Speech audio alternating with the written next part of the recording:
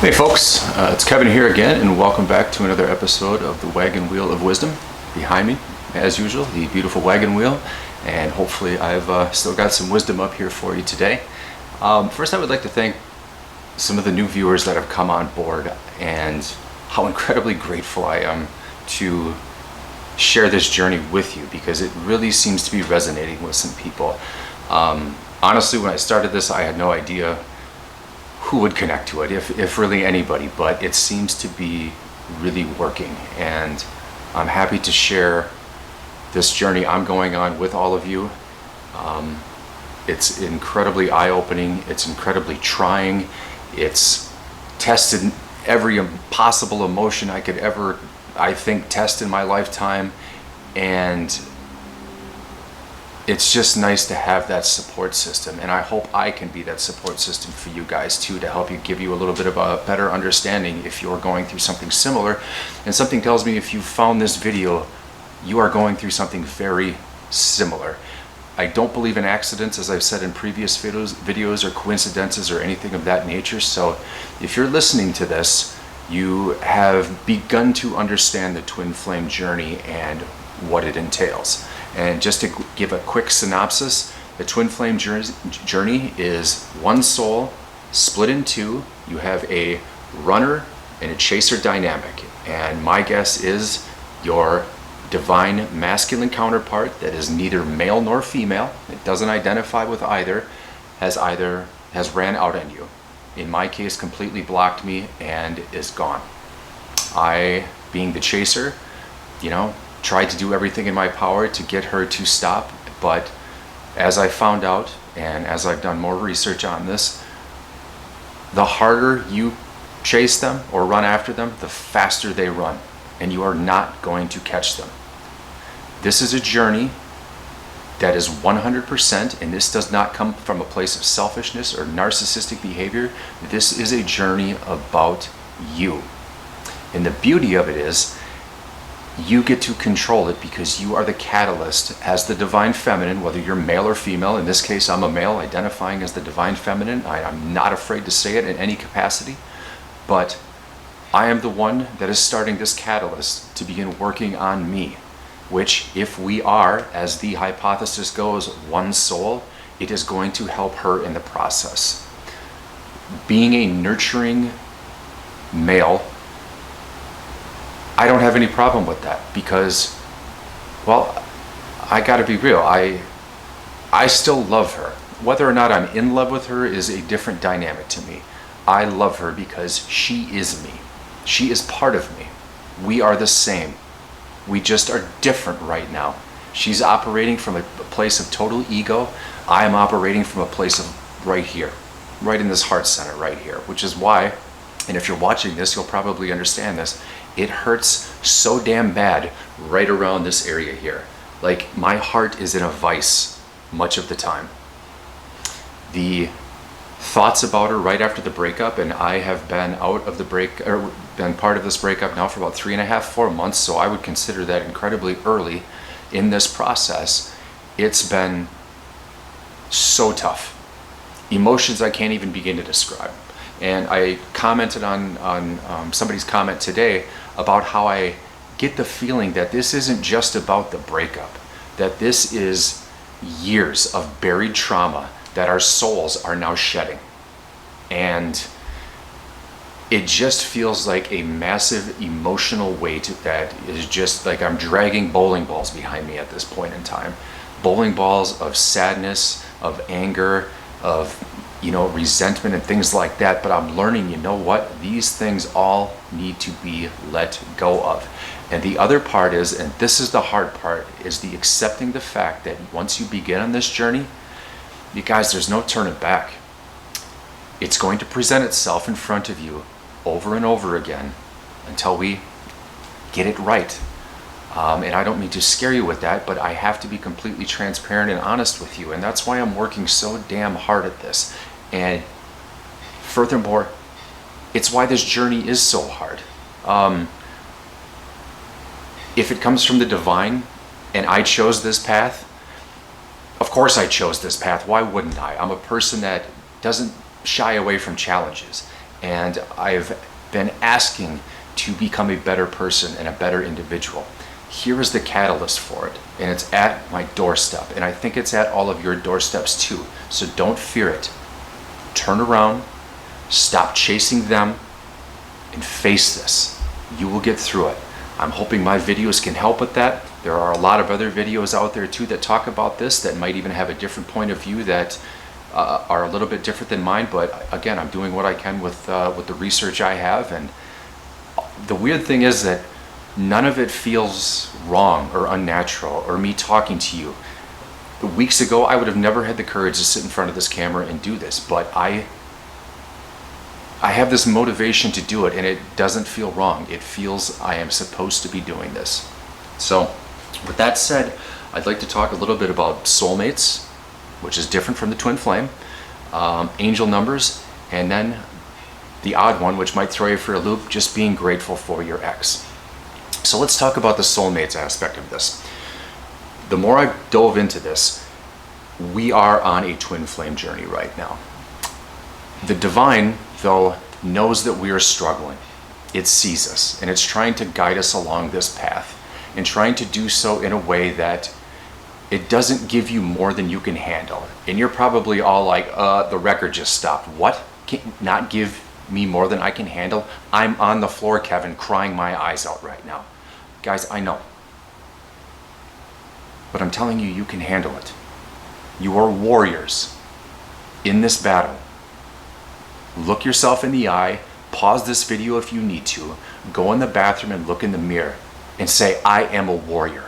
I am worthy of this. I will get through this. You will get through this. I promise you. And you're going to come out the better end, or the other end of this, a better individual, tenfold than what you are now. It does take some work. It does take some dedication. It's going to take new disciplines, but that's the entire point. That is the entire point. And at the tail end, I'm going to tell you why. That's why you need to be grateful for your ex. Okay? So let's talk about the soulmates aspect of this. Now, as I said, the divine knows you're struggling. They can see it. They know you're hurting. They know it's supposed to go down this way, but at the same time, they need you to build yourself back up from the ground floor on this one. And with twin flames, we know it's the same soul, combined as one, split apart. With soulmates, that's a little different. That is a separate body and a separate soul. And during these times, when you begin to rebuild yourself, a soulmate might appear in your life. Somebody brand new. Now, I'm not sitting here telling you that if you are broken down on the floor crying, to go out and seek out your soulmate. I'm of the belief system the soulmate will find you when the timing is right. And that's a beautiful thing too. Is it the divine feminine? No. But this is where you get to exercise your own choices and your own discernment along your journey on your path. You get to choose whether or not you want to invite that other soul into your life. And it might form a great union. And the other aspect of this is something I've learned too that kind of threw me for a loop, but if your twin flame comes back into your life, and I'd be willing to bet dollars to donuts that once you, say, gravitate towards a soulmate, they're going to feel that energy of you thinking about them completely shut off because you're concentrating on them. And I'd be willing to bet money, if the hypothesis is true, they're going to come roaring back into your life. But if that person is still operating from a massive place of ego and is just there for their own self-interest, you get to exercise again your own discernment and in a nice way kind of tell them to fuck off. Just being real with you guys. If they don't show that they've changed, what is the point? They're there to hurt you again with their ego because they will keep running. That's the part of this that it's a hard thing to comprehend, because as the story goes, and inside of our hearts, we just want our twin flame back, don't we? But let me ask you a serious question. If you're broken down just as I am right now, and they came back today, would you be ready to be in a relationship with them? I'm not saying it wouldn't be amazing to hold them one last time, to have sex with them again. I'm not saying that. Not saying that at all. I'm just asking you from heart to heart here, would you stand the test of time if they're still operating in ego and you're still operating in a neediness point of view? I'm not needy, Kevin. I was needy. That's where I'm coming with that, okay? I became a little needy. I enjoyed being around her so much that it was probably suffocating. And I'm a person that I love deep and I love hard. It could be too much for her. If you're in an ego, do you really want to accept love? I know when I used to be an egotistical fool years ago, I didn't even know what the hell love was. I literally had to be broken down and built back up and begin to love myself first to understand what it looked like and what it felt like. But we'll get there. That is my promise to all of you. You will get there. You just got to work at it. And this takes some work. I've been talking about meditation and journaling, getting outside, such good medicine. I had a hard time being around crowds for probably a good 2.5, 3 months. I'm starting to open up and get back out again. I'm embracing the little things, celebrating the little victories. I made a video today. I had my son follow me over to the gym. I set a new personal record on my bench press at 262.5 pounds. We got this one. Get yourself set tight. Be patient. Be deliberate.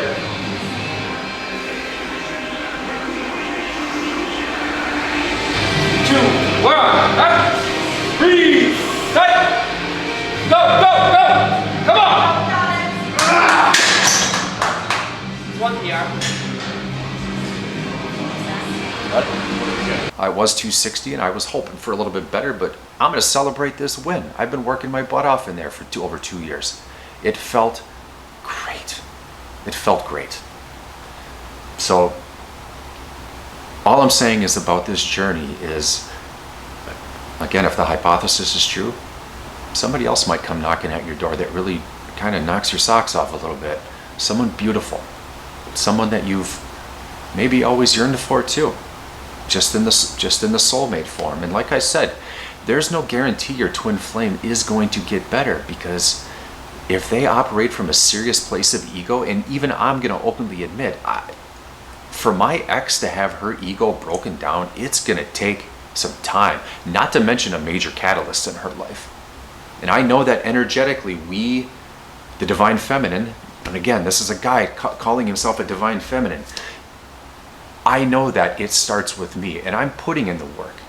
And there are times when my energy shifts when it doesn't even feel like me. And I wonder where it comes from. And I'm kind of wondering if it's not her energy, that if I'm not feeling that, and if we're one soul, again, according to the hypothesis, this could be incredibly true and accurate, that I'm feeling her energy as well. But again, I'm putting in the work. I've got no idea what she's doing. I'm blocked. We don't talk. In fact, in my world, I'm kind of trying to make it in my head like she doesn't exist while I continue to work on myself and help out the community at large that is out there suffering in the same way that I am. So with that said, I'm going to move on to the next topic here, which is angel numbers. If you guys are seeing 1111, 2222, 3333, 444, etc., 1234, I have been seeing these numbers popping in front of my face, and if you've ever seen any of the Transformer movies, it's like when Shia LaBeouf starts freaking out and sees the Transformer signs in his head. It's kind of like that. They're everywhere. I at first was a little freaked out until I started looking them up one by one. What amazing, beautiful messages there are. First, the messages that I look up are, what is the significance of that number? And it'll give you a definition or an explanation. And then there's usually up on top, if you do a Google search, they'll say that angel number in twin flames, and I'll read about that, and it'll tell me. And the weird coincidence, and again, I don't think there is any at this point, is it's pretty freaking accurate. Like it'll say angel number 444, and I don't know if this is exactly right, but it'll say, trust the process, trust the divine union here. You will meet in time when both of you are healing. And I'm paraphrasing, it's not exactly saying that, but These angel numbers are pretty crazy that they keep popping up like that. Am I going a little nuts about it in some capacity? Maybe, but the signs are everywhere. I see them all the time. But it's pretty cool, and it's so helpful. And I know it sounds obsessive in some capacity, but it doesn't, I don't feel obsessed with her. In fact, I'm beginning to be happy that she's gone, to tell you the truth. I am living a life now that I am completely present. That was never the case anymore. My brain was locked on yesterday all the time, or in a future that I have no idea if it even exists. It's about right now. I've read The Power of Now by Eckhart Tolle. I'm on my second read of it, and I've owned the book for, I think, a week and a half. Learning the art of being present. The meditation is helping with that exponentially, but I couldn't sit still for the first time I did it for 30 seconds without my brain going haywire. But much like my process of working out, the discipline has to stay on point, and you have to keep doing it. But I promise you again and again that these things take time, but they are so much worth the effort you put into it. So much. And trust me, you'll see it.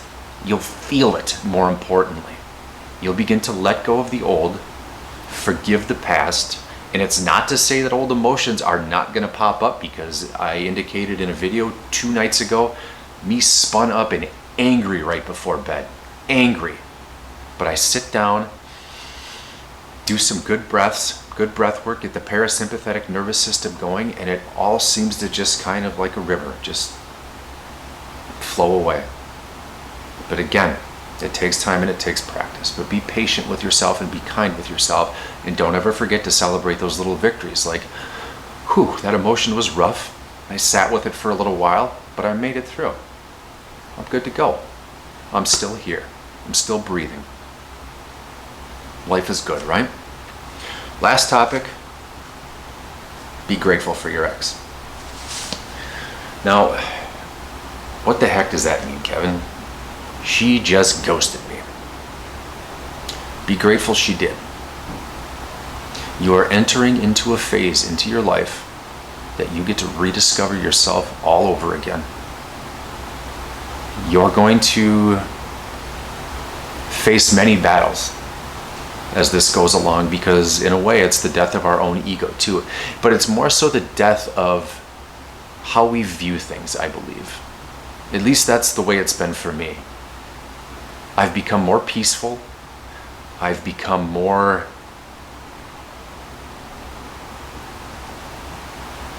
okay with not having the illusion of control over things. Letting things go, not getting all worked up about small stuff. Becoming more nurturing, more caring. I'm a father of a 10-year-old.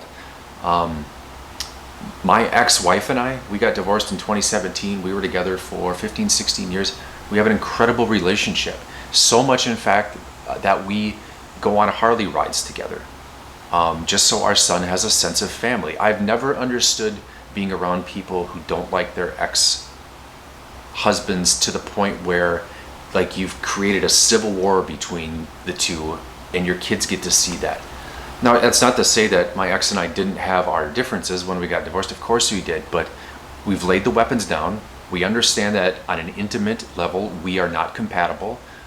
We most likely couldn't coexist in the same household again, but we live separately. We split 50-50 custody. We do Harley rides. We hang out at tailgates for football games. We do things together like we were a family, so our son doesn't see us acting like assholes to one another. Now, my ex-twin flame, not the case, man. Her, up in her ego, talked all kinds of trash about her ex, and it always bothered me. I don't understand it. They got divorced the same year we did. How can you not be over it by now? Water under the bridge, you guys. Water under the bridge. So, again, be grateful for her, though, or for him. Be grateful for your divine masculine. They're setting in motion and giving you this gift of this breakup, and I understand when you look at me and say, this is no gift. It is a gift.